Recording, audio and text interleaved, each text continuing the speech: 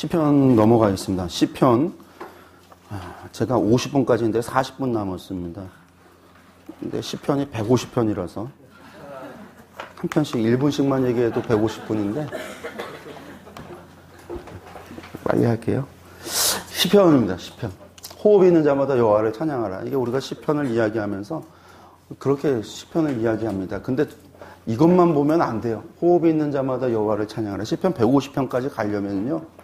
그 수많은 70편이 넘는 탄원과 저주와 고난과 고통의 시를 겪고 나서도 하나님을 호흡이 있는 자마다 여호와를 찬양하라. 그게 시편이 우리에게 얘기해 주는 말씀이에요. 그 고난 속에서도요. 그 고통 속에서도. 그것이 복 있는 사람이라는 거고요. 복 있는 사람이 하나님의 말씀대로 율법대로 하나님의 말씀에 순종하며 사는데 그 순종하는 삶이라는 거고 호흡이 있는 자마다 여호와를 찬양하는 삶이라는 것이고요.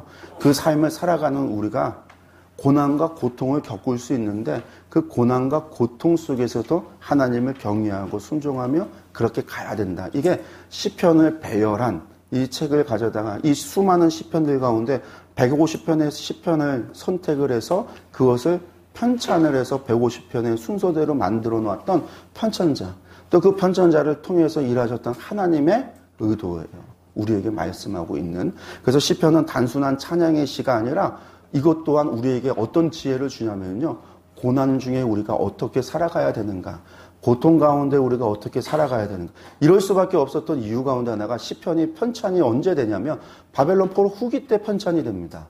이 150편의 시가 편찬되는 게 물론 다윗의 시니까 사울 시대 12세기 10세기가 아니겠느냐. 맞아요. 그때가 쓴 거 맞아요. 그러니까 시편 한 편 한 편을 우리가 볼 때는요. 그때 당시에 시편 기자의 상황도 알아야 되고 배경도 알아야 되지만 이 책을 한 권의 책으로 만들었을 때는요. 이 한 권의 책으로서 우리에게 주어졌을 때 이스라엘 사람들에게 주어졌을 때는 바벨론 포로 후기에 그들에게 주어졌을 때는 그들이 당하는 고통 그 가운데 그들이 어떻게 하나님을 노래하고 찬양하고 살아가야 되는지 그들의 고난이 받는 고난이 그들만이 아니라 그들이 그렇게 사랑하고 그렇게 좋아하는 그 다윗의 고난과 고통 속에서 다윗 왕조차도 그러한 삶을 살면서 그렇게 하나님을 믿고 신뢰하고 경외하고 하나님을 향하여 찬양하며 살았던 그의 삶과 같이 우리도 그렇게 살아가야 된다라는 이야기를 하고 있는 게 시편의 이야기입니다.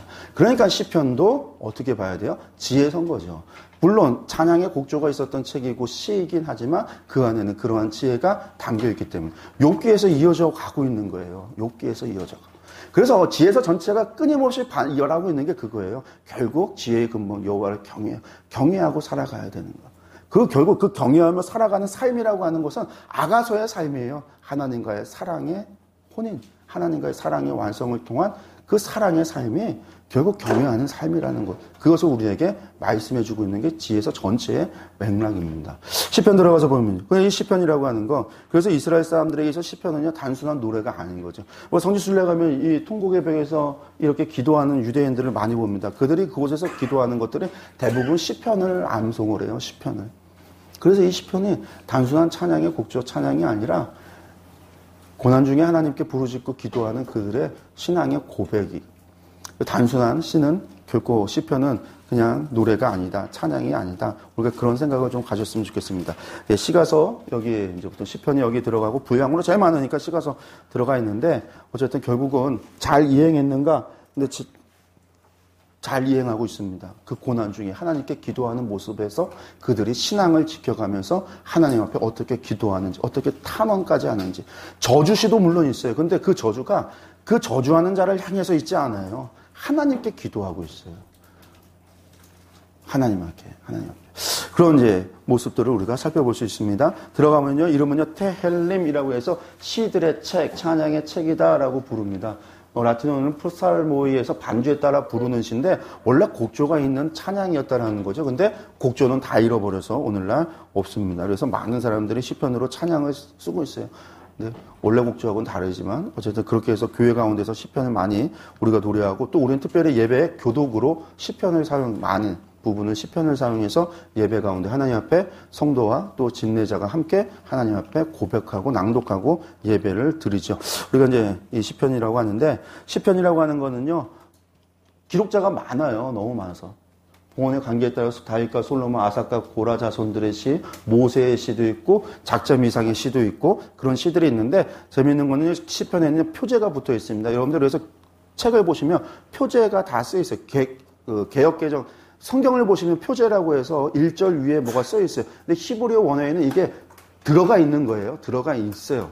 들어가 있는 부분을 표제로 띄워놓고 1절부터 넣었어요. 그래서 들어가 있는 두루마리도 있고 없는 두루마리도 있고 하긴 하지만 어쨌든 표제라고 하는 게 원어에도 있었다라고 하는 거. 그래서 우리가 그 원어를 보고 아는 거죠. 누구의 시다. 이것이 어떻게 불려졌다. 뭐 그런 것들을 아는 어떤 상황에서 불려진 시다라고 하는 것들을 알 수 있는 거죠. 그래서 그 표제를 보면 머릿말이라고 하는데 뭐 믹스모로 찬양, 악기반주, 시르마, 스길, 믹담, 테엘라, 에드, 시카요, 시르마, 말로 뭐 이런 것들도 있고 악기의 종류에 따라서 람나 체하흐에서 영장으로 지휘자를 따라 부르는 노래다. 뭐 이런 것들을 여러분들이 보실 수 있고요. 예배 의식 가운데 이거는 성정 낙석하다, 안식일의 찬송시이다, 성전에 올라가는 노래다라고 하는 것들이 표지에 있기도 하고 기록자 이것은 다윗의 시다, 아삽 자손의 시다, 고라 자손의 시다, 솔로몬의 시다, 헤만의 시다, 에단의 시다, 모세의 시다라고 하는 것들이 표제에 다 나와요. 그래서 표제에 보면 대부분 저자도 알 수 있고 어떻게 불러졌는지 어떤 상황에서 불러지는지라고 하는 것들을 우리가 또 알 수 있습니다.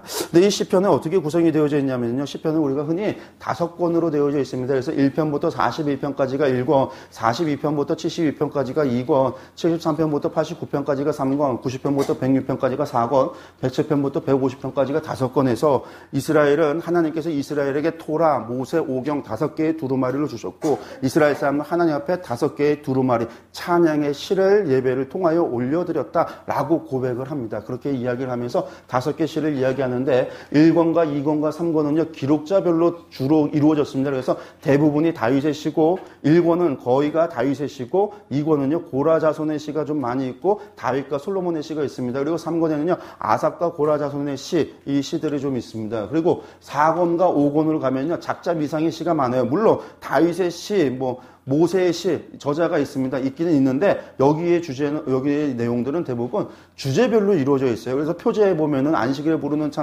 뭐 시다, 성전에 올라가는 시다 해서 그런 주제별로 되어져 있는 게 4권과 5권의 특징입니다.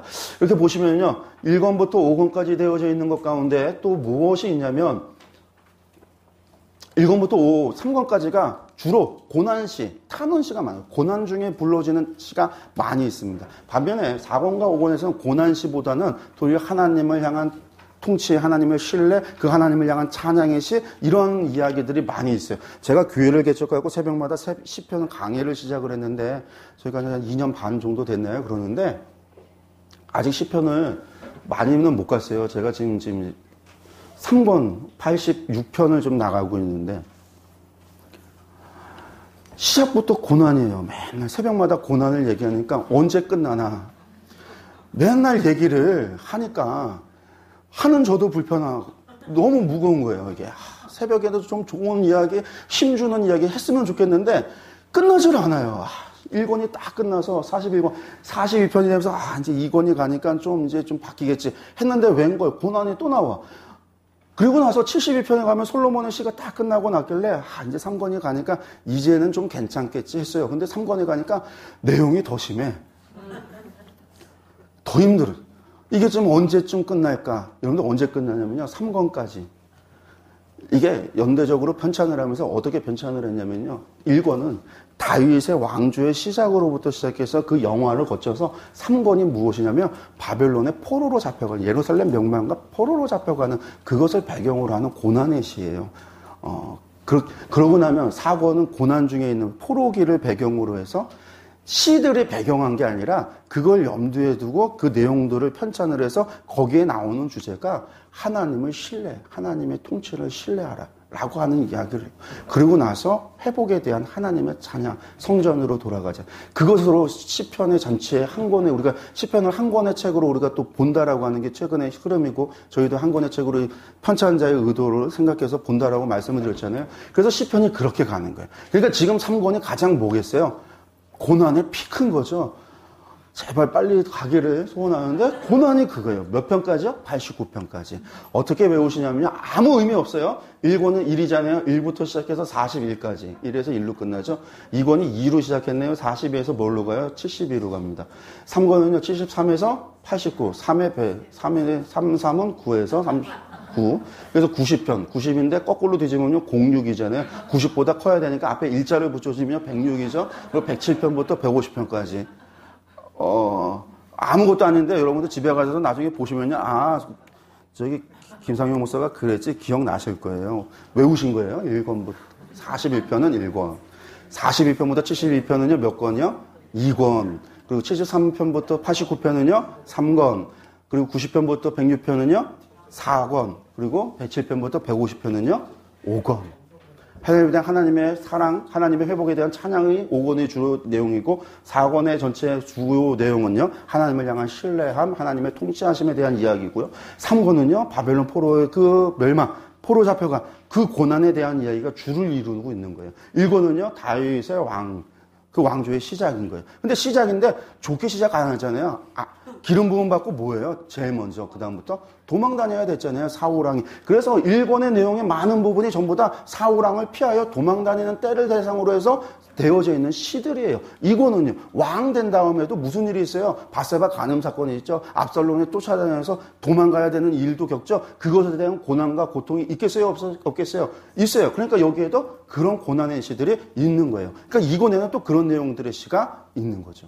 그러니까 이것들이 의도를 가지고 그렇게 편찬이 되어져 있다라고 좀 생각을 하면 되겠습니다. 또 시편이 의도적으로 배열되어져 있는 그런 증거들이 좀 있는데 시편은요. 1권과 1편과 2편은요. 표제가 없습니다. 표제가 없는데 시편 1편과 2편은 무엇이라고 얘기했냐면 시편 1편이 성경 전체, 아까 성경 전체가 한 권이라고 얘기한다면 서론과 본론과 결론이 있겠죠. 시편 1편이 전체의 서론에 해당합니다. 150편은요. 서론 전체의 결론에 해당합니다. 근데 이것들만이 아니라 시편 1편과 2편을 합쳐서 서론으로 보고 145편부터 150편까지를 결론으로 이야기를 해요. 그런데 시편 1편과 2편은요. 1권에 속해 있나요? 안 속해 있나요? 속해 있죠.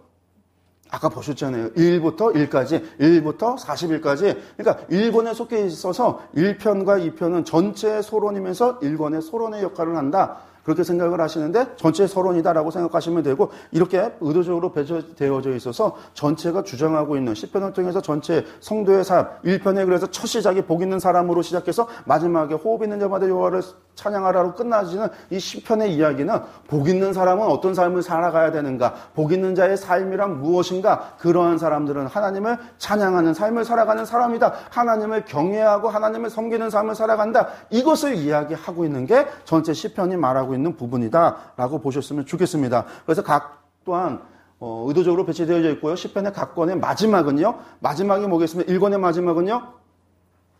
외우셨잖아요. 41편. 예, 2권의 마지막은요. 72편. 3권의 마지막은요. 89편. 그리고 4권의 마지막은요. 106편. 150편. 5권의 마지막은요. 150편. 예. 각 권의 마지막은요. 전부 다 찬양으로 마무리해요. 단원이 있던 뭐가 있던 맨 마지막은 찬양이에요. 각 권의 마지막은 찬양으로 끝이 나고 있어요. 시편 전체도 탄식이 주를 이루다가 찬양으로 마무리돼요. 탄식이 전체의 마무리 거의 다예요. 거의 절반, 70편인데 70편 이상 탄식, 탄원, 저주, 회개 뭐 이런 것들 다 합쳐놓으면 훨씬 더 많아져요. 실제로 감사와 찬양의 시는요. 몇 편 되진 않아요. 3분의 1도 안 돼요. 시편이. 우리는 엄청 많을 걸로 시편은 다 찬양일 걸로 생각하는데 그렇지 않아요. 근데 다 찬양으로 마무리를 합니다. 그리고 시편의 흐름의 정중앙이 무엇이냐면 시편 90편을 기점으로 해서 탄식에서 찬양으로 바뀌어요. 그 90편이 뭐죠? 4권의 시작. 벌써 잊어먹으신 거 아니죠? 4권은요. 90에서 106으로. 예. 3권 마지막이 89편이었으니까요. 이 90편을 기점으로 앞 1, 2, 3권은요. 탄식이었다가 뒤에서는요. 찬양으로 바뀌어지는 거예요. 그리고 시편은요. 연대순으로 배열이 됐습니다. 다윗의 시작부터 다윗이 사울로부터 쫓겨받을 때부터 다윗이 왕이 된 이후에 또 다윗이 왕이 돼서 바세바 간음을 하고 그 다음에 또 압살롬에 의해서 쫓겨다닐 때에 그가 그러한 일들을 배경으로 해서 또 이런 것들을 연대순으로 1권, 2권, 3권, 4권, 5권이 그러한 흐름 속에서 배열이 되어져 있다는 겁니다. 특별히 이 5권에 묶여 있는데 1편에서는요. 율법이라는 단어를 사용하고 있고 성경 전체를 모서, 오경 배경과 같이 하나님의 말씀으로 읽도록 그렇게 제안을 했어요. 이스라엘 사람들이. 그래서 하나님께서 5권의 율법, 두루마리를 줬고 자신들은 하나님 앞에 5권의 두루마리의 찬양을 올려드렸다고 하는데 이것이 전부 다 율법 모세 오경을 따라서 그들의 율법을 어떻게, 그러니까 율법이라는 것, 이것을 갖다가 본떠서 하나님을 찬양하는 그러한 시 5권으로 편찬을 했다라는 겁니다. 하나님을 향한 인간의 반응이 아니라 인간을 향한 하나님의 말씀을 시편은 또 고백이 중요한 고백뿐만이 아니라 결국 그 고백 안에 하나님께서 우리에게 주시는 말씀, 그걸 통해서 우리가 어떻게 이 땅에서 살아가야 하는가에 대한 고백을 찬양을 통해서 말해주고 있다는 겁니다. 또 말씀드렸다시피 시편의 시들이 연대기 순으로 배열이 되어졌는데 단순히 그 배열되어졌다라고 하는 것이 그 시들의 배경이 언제다 누구의 시다 그거를 떠나서 그 흐름 자체가 앞서 말했다시피 1권에서 3권까지는 다윗 왕권의 출범부터 바벨론 멸망까지의 이야기를 담고 있어요. 그래서 3권의 이야기는요, 적군들에 의해서 국가적으로 어려움 당하고 멸망에 이르기 직전의 이야기들의 고백이 아삽과 고라의 시 가운데 많이 있는 거예요. 그것을 통해서 나오고요. 4권은요 출애굽 당시에 모세의 시로부터 90편이 모세의 시로부터 시작을 해서 하나님께서 그들을 인도하셔서 이스라엘을 갖다가 출애굽하여 데리고 나왔듯이 바벨론에서 그들을 인도하여 올 것이고 그들을 회복시키시고 그들을 함께 하시는 그 하나님에 대한 통치하심, 하나님의 신뢰하라는 그 하나님의 통치를 향한 고백들이 나와요. 그래서 그것을 통해서 포로기에 있지만 너희가 하나님께서 구원하실 거라고 하는 그러한 위로, 그러한 시가 4권의 시입니다. 5권은요 바벨론 포로에서 돌아온 포로 후기 상황을 배경으로 하고 있습니다. 그래서 돌아온 이후에 이야기. 그래서 바벨론에서 돌아온 이후에 시온으로 돌아가자라고 하는 그런 시온을 향한 순례의 시, 그리고 그것을 향한 할례시, 뭐 그런 것들이 이제 나오는 것들이 5권의 배경이 되고 있습니다. 앞서 말했다시피 1, 2편은요 서론 전체의 서론에 해당되어져 있다라고 하는 것들 다시 한번 기억을 하시고요. 말씀드렸던 것들 넘어가도록 하겠습니다. 그래서 그것이 전체적으로 탄식이 주를 이루다가 1, 2, 3권이 탄식을 주를 이루다가 나중에 찬양으로 끝나고 있다. 전반부에 집중적으로 탄식시가 배치가 되어져 있고 탄식에서 찬양으로 전환이 되어지는 것이 시편 90편의 시고 이 시편 90편의 시는 누구의 시다? 모세의 시다. 모세의 시를 기점으로 바뀌어진다라는 것. 그래서 이 90편 이후의 시들은 탄식에서 찬양으로 무게중심이 이동되어져요. 그래서 90편 시를 보면요. 주여 주는 대대에 우리의 거처가 되셨나이다. 이게 이제 모세의 시예요. 산이 생기기 전 땅과 세계도 주께서 조성하시기 전 곧 영원부터 영원까지 주는 하나님이십니다. 라고 하면서 이야기하고 있는 게 시편 90편. 이걸 통해서 찬양으로 바뀌어간다라고 생각하는 거 기억하시면 되겠습니다. 그래서 시편 전체를 통해서 통일적인 메시지가 오고 있는 부분도 있는데 그것이 무엇이냐면 각 권이 시작할 때 마음과 관련된 단어로 그 시가 시작을 하고 있고 사람의 마음을 강조하고 있는 부분들이 나와요. 그래서 탄식의 상황에서 마음의 율법을 새기면서 그 탄식의 상황, 고난의 상황을 이겨내야 된다라고 하는 메시지를 전달한다는 거죠. 그래서 1편에 보면 서론 1권의 첫 시작, 오직 여호와의 율법을 즐거워하여 그 율법을 주야로 묵상하는 자로다. 그리고 4장 7절에서는 주께서 내 마음에 두신 기쁨은 그들의 곡식과 세포수가 풍성할 때보다 더하나이다. 42편 2권 시작할 때 내 마음에 대한 것. 73편 내 마음이 선을 행하시나이다. 90편 마음을, 108편 마음을. 이게 전부 다 각 권에 시작하는 곳에서 나오는 이야기, 전체의 이야기들을 담고 있는 부분들이 마음이 강조하고 그 마음의 율법을 새기고 그 율법을 주야로 묵상하고 그 말씀대로 하나님을 섬기며 살아가야 되는 것, 이것이 복된 자의 삶이다라고 하는 것을 전체적으로 표현해주고 있는 부분이다라고들 이야기를 하고 있습니다. 배경 보겠습니다. 배경은요. 할 수가 없어요. 150편 배경을 어떻게 다 얘기를 하겠습니까? 1분씩만 해도 150분인데 저희에게 남겨진 시간은 20분이잖아요. 할 수가 없죠. 그래서 배경이라고 하는 것은요. 각 권의 배경들, 표제를 보면 나오는 부분이 있고 표제를 통해서 추정할 수 있고 아니면 그 내용상에서 내용을 추정할 수 있습니다. 그렇게 좀 보시면 좋을 것 같고 예를 든다면 뭐 다윗의 시 같은 경우도 다윗의 시인데 다윗의 상황이 다르잖아요. 목동 시절도 있고 사울의 박해를 피해 다닐 때도 있고 통치 시기도 있고 간음 사건 시대도 있고 압살롬의 반역 시기도 있어요. 그가 승리를 하고 나서 부르는 그런 시대도 있어요. 그러니까 다윗의 시다라고 하지만 배경이 다 다를 수 있다라는 거죠. 그래서 이건 너무 많기 때문에 배경이라고 하는 것은 각 시편을 공부하면서 그 시편에 해당하는 배경들을 우리가 연구하지 않으면 안 되는 부분입니다. 들어가서 보면 그리고 또 저희들이 이 시편에서 히브리 시의 특징들을 또 한번 살펴본다면 히브리어에서는 시와 산문의 경계가 좀 모호해요. 그리고 규칙적인 운율을 찾기가 쉽지가 않습니다. 우리나라 뭐 시나 옛날 한문으로 된 시 같이 그런 이제 뭐 그런 것들이 좀 없습니다. 하지만 히브리 시에도 특징이 있는데, 뭐 간결성, 평행법, 여러 가지 비유와 풍요, 그리고 구조 이런 것들이 있다라고 하는 게 이제 많은 학자들이 히브리어를 연구하고 시를 연구하면서 나오는 이야기들입니다. 그래서 의미적인 평행들 같은 것들이 반복되어지는 것들이 있어요. 우리가 그들의 맨 것을 끊고 그의 결박을 벗어버리자. 의미적으로 이게 평행을 이루는, 재앙은 자기 머리로 돌아가고 포악은 자기 정수리에 내린다. 이런 것들이 히브리적인 시의 특징이라는 거죠. 문학적인 특징이라는 거예요. 유사한 단어가 또 평행을 이루는데 악인들은 심판을 견디지 못하고 죄인들이 의인들의 모임에 들지 못한다. 이방 나라를 내 유업으로 줄이니 내 소유가 땅끝까지 이를 것이다. 이러한 유사 단어를 사용해서 시를 쓰는데 그것들이 문학적인 그런 히브리적인 특징을 갖는다라는 겁니다.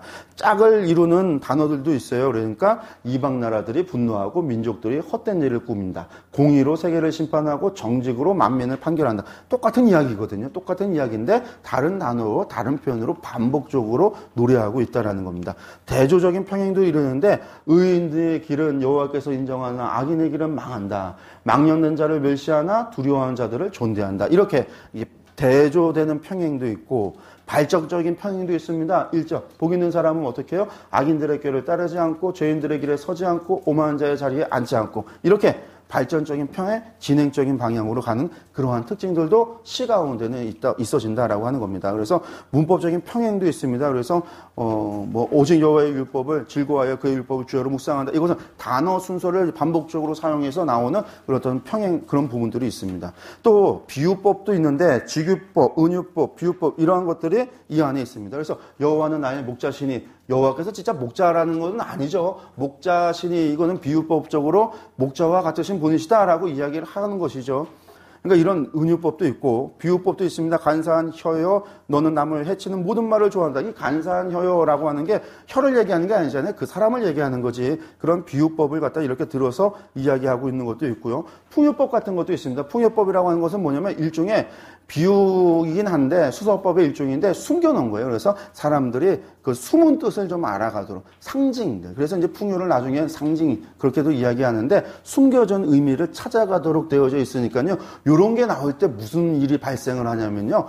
영해한다라고 해서 내가 기도받고 응답받아서 이거 나만이 하는 거야? 내가 깨달은 거야? 이것은 내 말만 맞아? 내가 이 숨겨져 있는 사실을 알아낸 거야? 라고 해서 해석을 하는 거예요.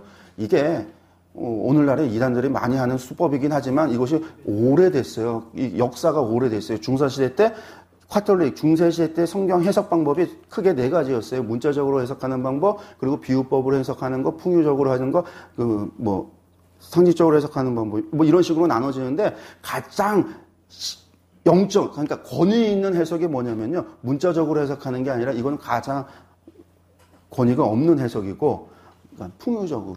상징적, 알레고리적으로, 이제 학문적으로 알레고리라고 하는데, 알레고리적으로 해석하는 것이 가장 권위 있다라고 하는 거예요. 그러니까, 알레고리는요, 지가 코에 걸면 코걸이고, 귀에 걸면 귀걸이거든요. 누가 얘기했느냐에 따라서 달라요. 이게 추기경이 얘기했는데, 교황이 그거 아니고 이거야. 그러면요, 교황의 권위를 따라가기도 하고요, 지멋대로인가 알레고리예요. 그래서 이 알레고리적인 해석이 안 된다, 이거 아니다, 성경 해석이. 그래서 루터가 종교개혁할 때 성경으로 돌아간다는 게 그것만 있었던 게 아니라 성경 해석법을 규정을 해요. 문자적이고 역사적이다. 성경은 본래적인 하나의 의미만 있어서 그것은 문자적이고 역사적이다. 여기에서 발전된 해석 방법 가운데 하나가 역사 비평 방법이 여기에서 출발을 하게 돼요. 개신교에서. 그러니까 문자적이고 역사적인 거예요. 우리가 하마를 할 때 역사적인 것을 강요할 수밖에 없는 것이 이것이 뭐라는 거예요? 역사적이다라는 것은 실제 사건이라는 거고 실제 상황 속에 주신 하나님의 말씀인 거고 그 말씀이 계시의 형태로 우리에게 줬으니까 그 말씀은 문자적일 수밖에 없는 거예요. 그래서 저희들이 하마에서 최대한의 해석보다는 성경 말씀을 그대로를 전달하는 것에 있다라는 거예요. 물론 해석이 필요할 때도 있고 그래서 그 해석을 이야기하기도 하고 여러 가지 문제가 있으면 팁이라고 하는 걸 넣기도 하고 또 이란, 이한, 사만 서로 다른 의견도 제시하고 그건 나중에 여러분들이 선택하시는 부분이고 저희들은 전체적으로 성경 말씀에 중심을 해서 그 말씀 그대로를 설명하고 말씀을 드리는데 초점을 맞추고 있는 거죠. 왜냐하면 이것이 사실은 가장 루터적인 거고 가장 종교개혁, 개신교적인 거예요. 어쨌든 이 풍요법이라고 하는 것이 그렇습니다. 그러니까 이게, 이게 이제 알레고리적인 거. 근데 알레고리적인 이런 것들은 성경에서 상징이다, 풍요라고 되어 있는 것은요, 나중에 보면 성경 안에 다 그것에 대한 설명이 있어요. 비유도 설명이 있어요. 예수님도 비유하시고 비유를 설명을 하세요. 하나님께서는요, 사도 요한에게 환상 보여주고 환상을 설명을 해주세요. 성경 안에 설명이 있어요. 그럼 설명을 보면 되는 거지 설명에 해석을 더할 일이 아니다라는 거예요. 해석에다가 설명되어져 있는 것에다가 영예를 할 게 아니라는 거예요. 그렇게 영예를 하니까 코에 걸고 코 걸고 귀에 걸고 귀 걸으니까 이만희 같은 게 나오는 거죠. 영상이 찍혔지만 실천시 같은 것들이 나오잖아요. 근데 하나가 아니잖아요. 우리나라에 전 세계에 있는 이단보다 우리나라에 있는 이단의 수가 더 많아요. 전 세계에서 가장 많은 예수님과 가장 많은 성령님과 가장 많은 하나님을 보유한 나라가 우리나라예요. 그래서 우리나라가 이렇게 잘 사는지. 풍요법. 가장법 시즌이나 내가 탄식함으로 피곤하여 밤마다 눈물로 내 침상을 띄우며 내 요를 적신하였다. 중국 사람이 뻥친다고 그러는데 이거 중국 사람들이 뻥치는 것보다 이거 지금 다윗의 뻥이 훨씬 더 심한 거죠. 눈물로 침상을 띄웠다. 얼마나 뻥치는 거예요. 근데 뻥치는 게 아니라 과장법이라는 거예요. 이거 그러니까 문자적으로 이건 봐서는 안 되는 거죠. 이거는요. 진짜로 물을 띄웠다. 눈물로 띄웠다. 이걸 과학적으로 눈물로 띄우려면은 이게 몇 시간 동안에 증발이 안 되고 몇 시간 동안에 물이 쌓여갖고서 침상을 띄울 정도로 되려면 어느 시간 동안에 어느 정도의 용량의 물을 쏟아내야 돼. 그게 아니라 과장한 거잖아요. 그렇게 많이 슬피 울며 애통했다. 그런 의미인 거죠. 예. 그러니까 이런 것들은 설명 안 해도 아는 거예요. 이런 거는요. 그러니까 하나님께서 이런 거 설명도 안 하시는 거죠. 어쨌든 기록연대는요. 1500년경에 모세의 시로부터 시작해서 거의 1000년, 바벨론 포로 돌아오는 때까지 548년에 돌아오는 그때까지 해서 거의 1000년에 걸쳐서 기록되어졌고 그것이 편찬되어졌다라고 하는 겁니다. 그러니까 최소한 편찬은요. BC 548년 이후라는 거예요. 바벨론 포로 공동체 가운데 편찬됐다라는 겁니다. 편찬. 그래서 그 편집 과정 뭐 이런 것들은 여러분들 교재에 나와 있는 팁을 좀 살펴보셔서 보셨으면 좋겠고요.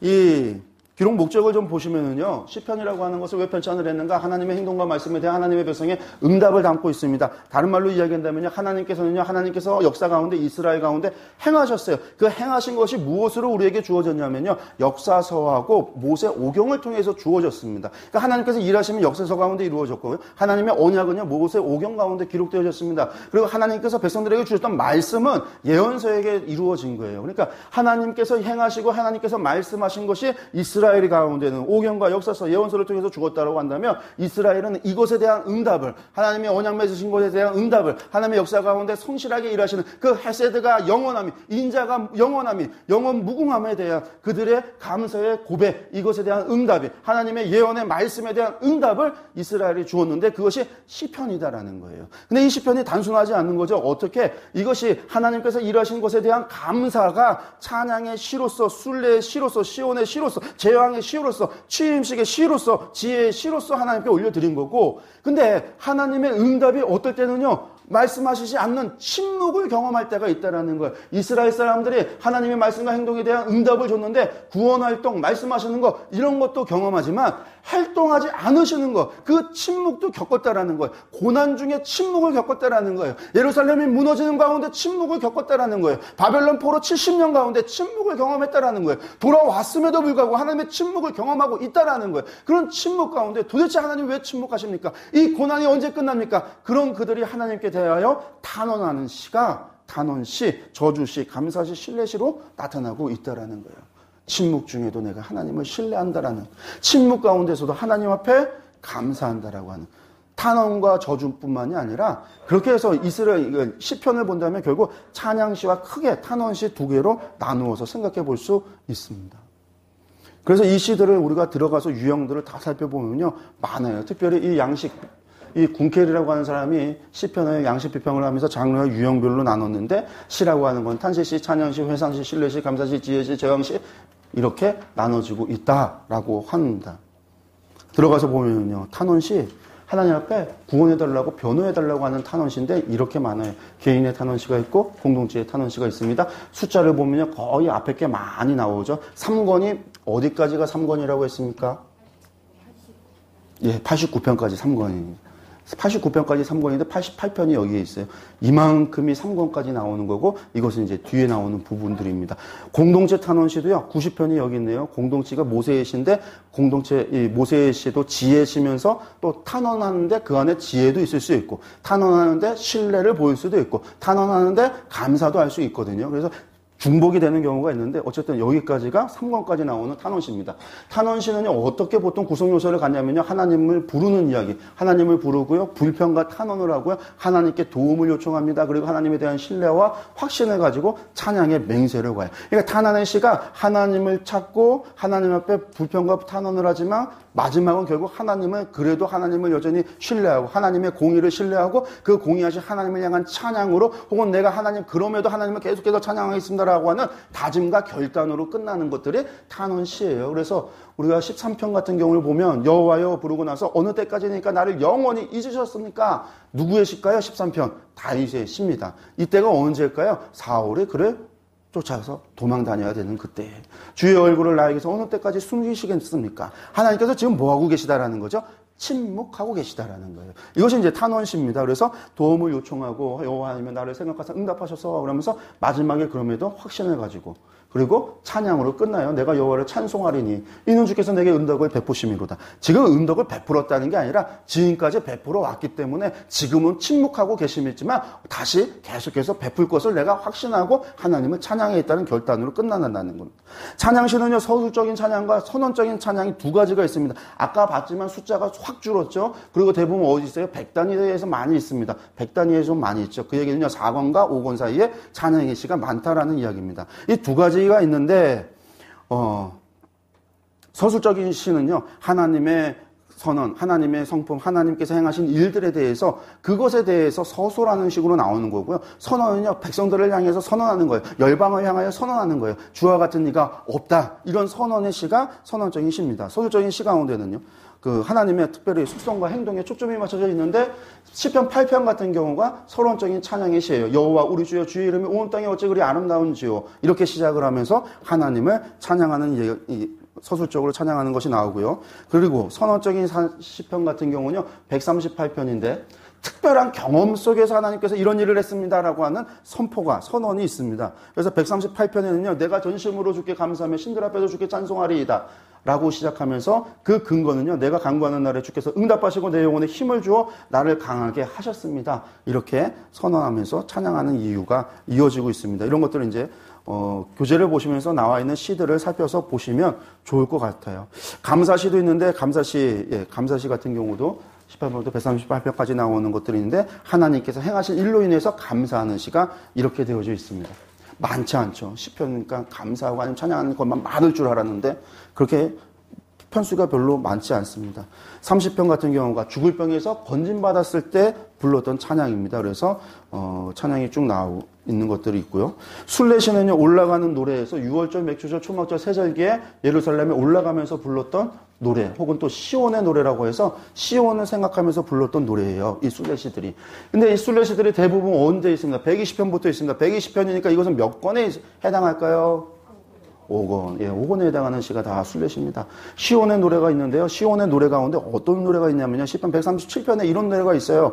우리가 바벨론 여러 강변 거기에 앉아서 시온을 기억하며 울었도다. 이게 뭘까요? 바벨론 포로되었을 때 그 외강가에서 그곳에서 앉아서 예루살렘 성전을 바라보면서 슬피 울었던 그 노래가 이 시편 137편이에요. 근데 이 시편 가지고요.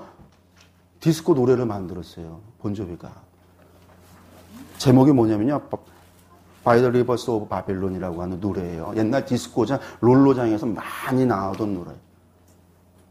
모르세요? 안 가봐서 모르세요? 아, 죄송합니다. 제가 이렇게 세속적이라서. 저도 가보지는 않았고요. 소문만 들었습니다. 근데 이건 노래는 몰라도 멜로디는 다 아세요. 왜냐면 옛날 유머 1번지에서요. 맨날 하는 다들 입을 개고 밥 먹어. 아시죠? 이거 알면은요. 아저씨고요. 모르면은요. 젊은 세대, 신세대. 아시는 분들. 이게 By the Rivers of Babylon이라고 하는 이 노래를 가져다가 한 건데 이게 되게 신나는 노래예요. 근데 내용은 엄청나게 슬픈 거예요. 우리가 그 발강가에 앉아서 그 시온을 바라보면서 우리가 울었도다. 그 바벨론 이방 사람들이 우리가 소금을 이 버드나무에 걸어놨더니 우리 잡아온 자들이 우리의 노래를 청하면서 니들 노래를 그렇게 잘하면 한번 우리를 한번 노래해봐라. 근데 우리가 어떻게 기뻐하고 노래할 수 있을까? 이게 지금 그 슬퍼하는 이야기가 시편 137편이에요. 시온을 바라보고 하는 노래. 근데 이거를 갖다가 아주 신나는 디스코 리듬에 맞춰서 노래를 만들고 그것에 신나게 몸을 흔들었던 거지. 옛날 분들이 하면 안 되는데, 제왕시가 있습니다. 시편 장르 중에 통치하는 왕을 노래하는 시, 대표적인 게 시편 2편이에요. 시편 2편. 그래서 서론에 1편, 2편이 들어가잖아요. 복 있는 자는으로 시작해서 2편이 제왕의 시예요. 누가 한 왕을 세우는데 그 왕이 메시아가 그를 통하여 하나님께서 통치하신다. 이게 시편 전체를 통해서 이런 한 왕이 있다. 하나님께서 세우시는 왕이요, 하나님께서 우리의 왕이요, 하나님의 통치하심, 그것에 대한 이야기를 할 때 이 제왕시가 2편부터 시작을 하고 있습니다. 취임시는요, 그 왕으로 취임하는 그것을 가져다가 하는 노래입니다. 29편부터 99편 중에 이렇게 시들이 있습니다. 그래서 인간 왕을 찬양하는 제왕시하고는 다르게 하나님께서 왕이 되신, 하나님께서 온 우주의 왕이 되신, 전 세계의 왕이 되신 이것을 찬양하는 시가 취임시입니다. 등극시. 지혜시도 있습니다. 그래서 교훈적인 성격을 가지고 있는 시가 지혜시예요. 시편 127편 같은 경우가 여호와께서 집을 세우지 아니하면 세우는 자의 수고가 헛되며 여호와께서 성을 지키지 아니하시면 파수꾼에 깨어 있으면 헛되었다. 이거 잠언의 잠언 같은 이야기인데 그런 이제 시가 지혜서에서 지혜시로 나와 있습니다.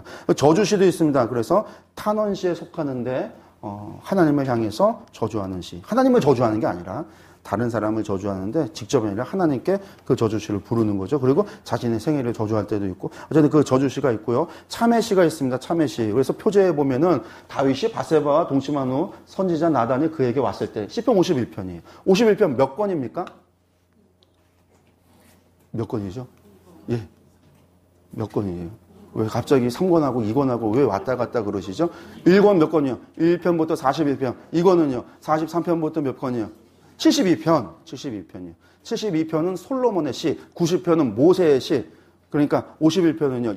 2권이니까 다윗이 왕이 됐을 때 번제했던, 아까 말씀드렸잖아요. 흐름이 연대적으로 간다고요. 이 바세바 그때의 사건 표제에 담겨 있습니다. 그래서 이제 그것들도 있고요. 신뢰의 시도 있고요. 탄원시에 아까 신뢰한다고 하는 내용이 속한다고 그랬잖아요. 그런 것들이 같이 있고 또 신뢰의 시도 있고요. 아크로스틱이라고 해서 알파벳 시가 있습니다. 시편 119편 같은 경우는 22개의 알파벳을 8행식해서 176절로 이루어졌는데 한마디로 A, B, C, D 이것을 따라서 A는 A부터 시작하는 단어로 사랑하는 우리 도레미송 같은 것이 이 아크로스틱이라고 보시면 됩니다. 이것이 이제 시편 119편이 대표적인 거고요. 할렐시라고 해서 애굽 할렐과 대할렐이라고 해서 축제일에 하나님을 찬양하는 노래 형태가 할렐시라고 하는 시입니다. 이런 것들이 이제 시편에 있습니다. 그리고 이것이 구조 가운데 어떻게 되어져 있냐면 여러 가지 구조들이 있는데 시편이 수미상관의 구조도 있습니다. 시작과 끝에 동일한 어구, 동일한 단어, 동일한 문구를 주제를 반복적으로 기록하는 거죠. 그래서 시편 8편은 여호와 우리 주의 이름이 어찌 그리 아름다운지요 시작하고 마지막도 그렇게 끝나요. 그러니까 수미상관이라는 것은 처음 시작한 게 마지막에 다시 반복한다는 것은 중요하니까 그것이 말하고자 하는 주제라는 거죠. 그래서 수미상관의 구조도 있고 할렐루야로 시작해서 할렐루야로 끝나는 할렐루야 시도 그런 시들입니다. 동시몬적 구조 이것은 흔히들 교차대칭 구조라고 하는데 이 동심원 구조라고 하는 것을 영어로 카이에즘이라고 그래요. 그래서 헬라어로 카이악스라고 그러는데 키아즘 프리즘이라고 해서 이제 히브리에서 말하는 그 교차대칭 구조, 동심원 구조라고 하는 걸 키아즘 프리즘이라고도 이야기하는데 A, B, C, B, C-, B-, A- 이런 형태로 갑니다. 그러니까 이렇게 내려갔다 이렇게 가면요 가운데 있는 게 가장 중요하다라는 거죠. 이걸 도노츠 구조라고도 하고 동심원 구조라고도 하고 접어서 붙였다 띄우니까 대칭 구조잖아요. 그러니까 교차 대구를 이룬다라고도 이야기하는데 시편 1편 같은 경우가 그런 시예요. 대표적인 시입니다. 그래서 악인의 길과 의인의 길을 얘기하고 율법을 묵상하는 의인, 나무 같은 의인, 겨와 같은 악인, 심판을 받은 악인, 악인과 의인의 길 이렇게 가는 그런 구조도 있습니다. 이것은 시편 하나에만 있는 게 아니라 구조 가운데도 있어요. 어떻게 나오냐면 시편 15편부터 시작해서 시편 24편까지가 1권에서 1권 구조를 나올 때 중심에 들어가는 부분인데 이 시들도 이렇게 배열이 되어 있어요. 시온시, 신뢰시, 탄식시, 제왕시, 율법시, 제왕시, 탄식시, 신뢰시, 시온시. 그러니까 이것을 배열할 때 무엇을 염두에 두고 했다라는 얘기일까요? 가운데 있는 율법시 이게 중요하다. 이걸 결국 하나님, 그러니까 율법 말씀을 묵상하고 말씀대로 살아가야 된다라고 하는 것을 마음의 말씀을 새기고 살아가야 된다라고 하는 것, 이것을 이야기하려고 이런 구조로 배열을 했다라는 것이죠. 그래서 이러한 수소학적인 구조도 있습니다. 또 반사 구조도 있어서 A, B, C, A-, B-, C- 이런 구조도 있습니다.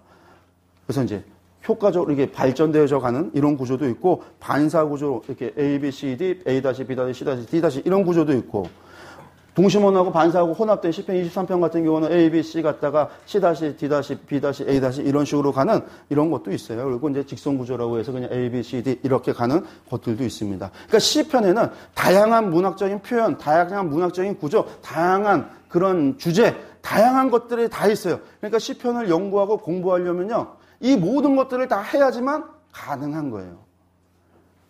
그러니까 시편 하나만 가지고, 시편 전체를 가지고 내가 무슨 박사 전공을 한다, 이거는 힘든 거예요. 그 중에서 뭐 1권 중에서도 뭐 이렇게 들어갈 수는 있지만 시편 전체를 한다는 게 매우 힘든 부분이고 어려운 부분들이 있습니다. 저희 교재에는 시편 교재에서 최소한에 가지고 있는 그 표제하고 그것을 말하고 있는 부분들, 그리고 이제 좀 알아야 되는 팁 같은 것들이 좀 들어가게 좀 교재가 쓰여져 있습니다. 그래서 자세한 내용을 다 다루지는 않았어요. 왜냐하면 150편 다 다뤘다면 교재가 더 늘어나니까 저희들이 이 정도로만 시편을 좀 정리를 해놨는데, 저희들이 여러분들이 보실 때는 그런 것들을 보시면서 강의 기억하시면서 시편을 보셨으면 좋겠습니다. 다시 들어가세요. 전체 보기 보시면요, 서론부터 결론까지 되어져 있습니다. 서론이 1편과 2편이고 본론이 3편부터 145편이고 결론은 146편부터 150편까지라고 말씀을 드렸고요. 여호와의 시편, 엘로힘 시편, 여호와의 시편이라고 해서 이야기될 때 2권 같은 경우에는 대부분 엘로힘, 하나님의 전능자 하나님에 대한 엘로힘으로 많이 고백을 하고, 1권 같은 경우는 여호와를 많이 불러서 여호와 시편이라고 이렇게 부른다라는 거예요. 그러니까 시 가운데 여호와로 부르냐, 엘로힘으로 부르냐, 여호와로 부르냐에 따라서도 이렇게 구분이 가능한데, 저희들이 지금 말하고 있는 거는 서론을 부터 결론까지 한 편의 시로다가 저희들이 시를 본다라고 하는 것, 그래서 이야기를 말씀을 드리고 있습니다. 그래도 시간이 조금 넘었지만 전체적인 건 이렇게 시편을 보는 구조하고 시편 보는 내용은 우리가 공부를 해야 되니까 시간 조금 제가 잡아먹겠습니다. 예. 전체 서론부터 결론까지 가는데, 먼저 서론 내용을 보시면요, 서론 1편과 2편이 서론이고요, 본론이 3편부터 145편입니다. 1권은 3편부터 41편, 1, 2편이 포함되지만 이렇게 그냥 나누어 본다면 3편부터 41편, 2권은 41편부터 72편에서 5권은 45편까지 가고 결론이 146편부터 150편까지 가는데, 이 전체 이것을 갖다가 저희들이 전체 구조로 해서 다시 한번 본다면 이런 식으로 볼 수 있어요. 시편을요. 보시면요, 1권 마음의 율법을 새겨라, 인애와 공의를 행하라 하는데, 마음의 율법을 새겨라. 1권 전체에서 말하고 있는 것이 마음을, 하나님께 그 마음의 율법을 새기고, 2권에서 얘기하는 것은요, 하나님의 통치를 신뢰하고 낮아져서 주님의 인자를 사모하라. 그리고 3권에는 마음을 완악하게 하지 말라. 4권에는 하나님의 통치를 신뢰하고 낮아져서 주님의 인자를 다시 사모해라. 그리고 마지막 5번째 A는요, 계속해서 마음의 율법을 새겨 대적자를 이겨라.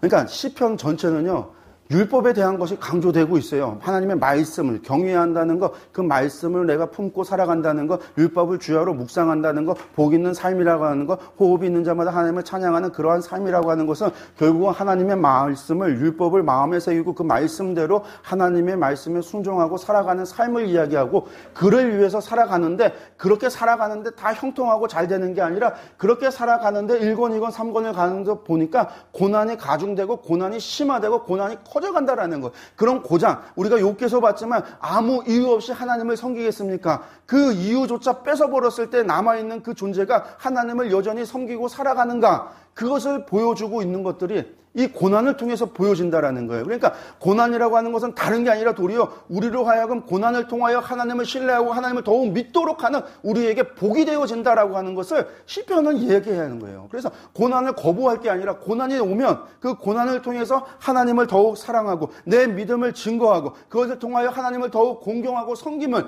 그를 통하여 마치 아브라함이 이삭을 바치는 시험을 통과할 때 하나님께서 모르셔서가 아니라 그 통과를 통하여 아브라함에게 네 믿음을 내가 알았다라고 칭찬하시고 그에게 약속을 주시고 언약을 주시고 복을 주시는 것과 같이 이 고난이 하나님으로부터 말미암아 구덩이에서 우리의 영혼을 건져서 생명의 빛으로 옮겨 가시는 하나님의 은혜요, 하나님의 복이다라는 거예요. 그러니까 그러한 삶을 속에서 어떻게 살아가냐면 하나님을 통치하고 하나님의 통치를 신뢰하고 하나님의 침묵 가운데 우리가 이겨낼 수 있는 것은 다른 게 아니라 하나님의 통치를 신뢰하는 것. 하나님을 신뢰해야지만 그 침묵하셔도 하나님께서는 일하신다. 하나님의 인애는 영원 무궁하다. 하나님의 헤세드는 영원 무궁하다. 하나님의 언약을 지키고 우리를 사랑함이 영원 무궁하다라고 하는 신뢰를 할 때만이 그 침묵 가운데 그 고난을 이겨갈 수 있다는 거예요. 그 고난 중에도 찬양할 수 있다는 거예요. 그런 사람이 복받는 사람이라는 거예요. 그런 사람이 복 있는 자라는 거예요. 그런 사람이 의인이라는 거예요. 그런 의인이 믿음으로 그렇게 산다라는 거예요.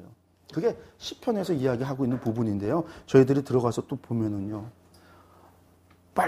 빨리만 가겠습니다. 1권은요. 마음의 율법을 새기라고 하는데 이 1권도 A, B, C, B-A-로 나갑니다. 서로 마음의 율법을 새겨라. B, 탄식의 상황에서 올바른 태도는 뭐냐면 하나님의 부재를 원망하지 말라. 하나님의 침묵을 원망하지 말라. 시온에서 하나님의 임재를 경험하기 위해서 마음의 율법을 새겨라. 15편부터 24편까지 이야기입니다. 앞서 말씀드렸다시피 15편부터 24편까지는 교차대칭 구조로 원시문 도주로 나간다고 했어요. 그래서 시온의 시로부터 시작해서 시온의 시로 끝나지만 그 중심에 뭐가 있다? 율법시가 있다라고 말씀을 드렸어요. 그래서 이 율법에 대한 거, 율법을 새겨라, 마음에 새겨라. 탄식의 상황에서 올바른 태도는 무엇이냐? 온유한 자가 되어 복을 받아라. 온유한 자라고 하는 것은요, 싸움을 싸우는 게 아니라 성경에서 말하는 온유라고 하는 단어가 무엇이냐면요, 말이 주인에게 순종하는 게 온유예요. 그러니까 말이 주인에게는 순종하지만 주인이 원할 때는요, 말은요, 전투마가 될 수도 있고요, 짐을 끄는 말이 될 수도 있는 거고요, 말은요, 주인의 의도에 따라 바뀔 수 있어요. 그게 온유예요.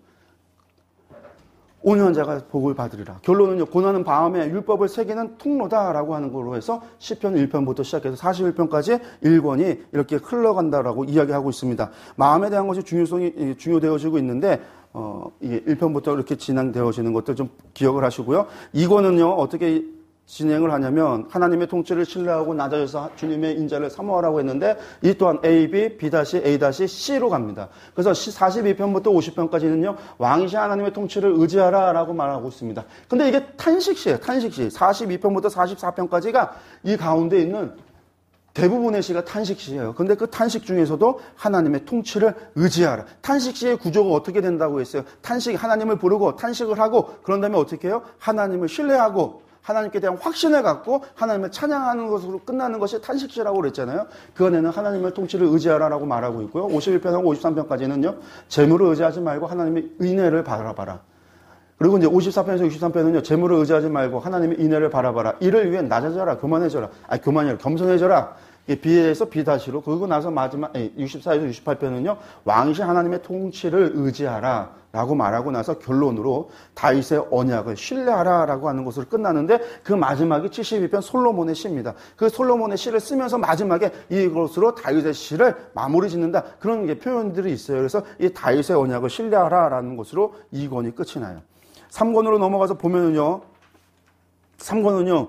아주 좀 길게 되어져 있습니다. 근데 완악하게 마음을 먹지 말라고 하는데 이게 탄식이 심해져요. 앞서 말했다시피 고난의 가중치가 가장 심해지고 깊어지고 커지는 때 바벨론의 포로로 잡혀가는 때 예루살렘의 멸망을 경험하고 그런 고난을 경험하고 있는 그런 상황이니까요. 어떻게 하냐면요. 개인의 탄식, 국가적인 탄식.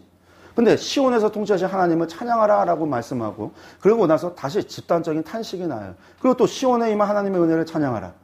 그리고 집단적인 탄식이 나오고 마음을 완악하게 하지 말라 81편에서 82편 다시 83편에 집단적인 탄식시가 나오고 84편 85편에 시온의 시가 나오는데 하나님의 은혜를 찬양하라 86편에 개인과 집단의 탄식이 나오고 87편에 시온시가 나와요. 그리고 개인적인 탄식, 국가적인 탄식으로 갑니다. 근데 이 구조가 대부분 어떻게 되어져 있냐면 이게 세 부분으로 묶여져요. 그래서 1, 2, 3, 4가 1부, E, F, G, F'가 2부, 나머지 또가 3부로 나눠지는데 구조가 개인의 탄식, 국가적인 탄식을 하고 나면 하나님의 통치를 찬양하고 하나님의 통치를 신뢰하라는 이야기를 하고 그러고 나서 또 개인의 탄식으로 가요. 마음의 문제, 이 개인의 문제, 그래서 하나님의 응답이 있지만 여전히 탄식이 나오는 이 탄식이 발생하는 것이 하나님께서 정의롭지 않기 때문에 지금 탄식이 계속해서 발생하는 것이 아니라 무엇 때문에 탄식이 나올까요? 사람의 죄 때문에 그들이 고난을 받은 거예요. 죄 때문에 예루살렘이 멸망한 거예요. 이것을 시편에서 뭐라고 얘기하냐면요. 하나님의 율법을 마음에 새기지 않았기 때문이라는 거예요. 하나님의 말씀을 주야로 즐거워하여 기뻐하여 읽고 묵상하지 않았기 때문이라는 거예요. 그래서 이 다윗 언약의 파기가 이 88편과 89편에서 나와요. 89편에서. 이것이 그래서 절정이 다르게 됩니다. 개인의 탄식과 이것이. 그래서 결국은 바벨론 포로의 멸망, 이 절정이 마지막 3부에서 여기에서 이제 절정을 이루면서 탄식으로 끝내요. 그러면 4권에서는 뭐냐면 90편에서 바뀐다고 그랬잖아요. 고난에서 찬양으로, 탄식에서 찬양으로 90편에서 바뀌는데 하나님의 통치를 신뢰하고 하나님의 인자를 사모하라고 할 때 90편과 91편, 93편이 A, B, A-B, A 다시 2 B 2 이렇게 가는데 탄식 가운데 지려운 마음을 간구하고 하나님의 통치하심, 악인을 보응하시고 의인을 향하여 보호하신다. 여기서 하나님께서 악인을 뭐 하신다? 보응이 뭐예요? 복수하신다는 거예요. 보응한다라는 것은 악인에 대해 행한 대로 인과 응보할 때 그 응이잖아요. 하나님께서 증징하고 하나님께서 보복하신다. 하나님께서 심판하신다라는 거예요. 그리고 94편 탄식 가운데 지혜를 얻어라. 하나님의 통치, 공의와 의로 통치하신다. 찬송에서 탄식으로 전환을 하는데 전환되는 부분이 여기고 다시 여기에서 인애와 공의와 의로 통치하는 것 갖다가 뭐하라? 의지하라. 그러니까 여기에서 4권에서의 내용은요. 하나님을 신뢰하고 하나님의 통치를 믿고 그 통치를 신뢰하고 소망을 가져라라는 거예요. 어디에서요? 바벨론 포로지에서. 4권의 이야기는 포로지에 있지만 거기에서 나오는 예언은 에스겔의 예언처럼 그렇게 심각한 예언이 아니라 이 시편을 모아놨을 때 거기서 소망이에요. 하나님의 통치를.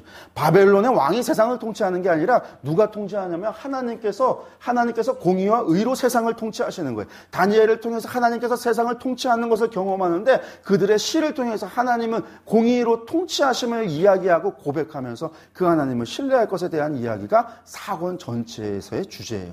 5권으로 넘어가면 그들이 돌아와서 결국 하나님께 마음의 율법을 새기고 대적자를 이기고 결국 하나님을 찬양하는 삶을 살으라는 건데 어떻게 가냐면 지혜 있는 자는 여호와의 인자하심을 깨달으라. 인자를 깨닫는다라는 겁니다. 인자라고 하는 것은 단순한 사랑이 아니에요. 하나님의 인자하심이 아닙니다. 여기서 말하는 헤세드라고 하는 건 반복적으로 말씀을 드렸지만 하나님께서 뭐 하시는 사랑이에요? 언약을 기억하고 언약을 지키는 하나님의 그 성실하신 사랑을 이야기할 때 인자하심, 하나님의 인애, 그 헤세드를 이야기를 하는 거예요. 하나님께서 그 언약을 지켜서 그래서 뭐 하셔요? 언약을 지켜서 조상들의 옛 언약을 지켜서 이스라엘 사람들이 거기서 하나님을 찾을 때에 마음을 다하고 뜻을 다하고 찾을 때에 하나님께서 그들을 만나 주시리라. 그들을 다시 구원하시리라. 이 신명기 4장 29절에 나오는 첫 번째 설교의 결론 부분에 나오는 핵심의 이야기죠. 그 하나님께서 인자하심을 깨달아라. 그러고 나서 다윗의 시가 있고 온 열국과 만물을 다스리시는 하나님을 찬양. 그리고 이제 또 율법의 시가 있습니다. 그 마음의 율법을 새겨라. 그게 110편, 119편의 시예요. 그리고 이제 120편부터 130편까지 시온의 시. 시온에서 다스리시는 하나님, 즉위시 뭐 그런 것들이 다 이곳에 들어가 있습니다. 그리고 또 다시 다윗의 시가, 찬양 시가 있고 결론에 145편의 왕이신 여호와의 인자하심을 찬양하는 것으로 5권이 끝이 나요. 그리고 전체 결론, 후렴과 같이 왕이신 여호와의 인자하심을 찬양하라고 되어 있고 후렴처럼 붙어 있는 그 이야기들이 146편부터 150편까지 가는데 그 마지막 결론 150편에서 호흡 있는 자마다 뭐하라? 여호와를 찬양하라. 그러니까요. 시편이라고 하는 것은 전체를 이야기할 때 시편 전체가 다른 것이 아니라 결국은 복 있는 자는 어떤 사람이냐? 호흡이 있는 자마다 여호와를 찬양. 복 있는 사람은 여호와를 찬양하는 삶을 살아가는 사람이에요. 그 사람들은 어떤 사람이냐면 마음의 율법을 새기고 그 율법을 주야로 묵상하는 사람들이고 그 말씀대로 하나님을 경외하고 섬기는 사람들이 복 있는 사람들이에요. 그러한 사람들이 살아가지만 그 복 있는 삶이라고 하지만 그런 사람들도 고난과 고통을 당할 수 있는데 그 가운데에서도 하나님의 통치하신 하나님의 공의와 인자를 믿고 신뢰함으로 그 가운데서도 하나님을 섬겨라. 하나님을 믿고 사랑하라. 이게 시편의 기자를 시편을 편집했던 시편 기자의 우리에게 전하고자 하는 하나님의 마음이다라는 거예요. 뜻이다라는 거예요. 우리가 어떻게 살아갈 것인가라는 고백이라는 겁니다. 우리가 이런 것들을 시편을 통해서 좀 기억하시면서 보셨으면 좋겠어요. 그러니까 우리가 한 편 한 편을 가지고 있는 그 의미만 뿐만이 아니라 시편 전체를 통해서 우리에게 주고자 하는 교훈, 그 지혜가 무엇이고 그것을 통해서 우리에게 말하고 있는 하나님의 뜻은 무엇인지도 우리가 함께 좀 생각하면 좋을 것 같습니다. 예, 강의 마치도록 하겠습니다.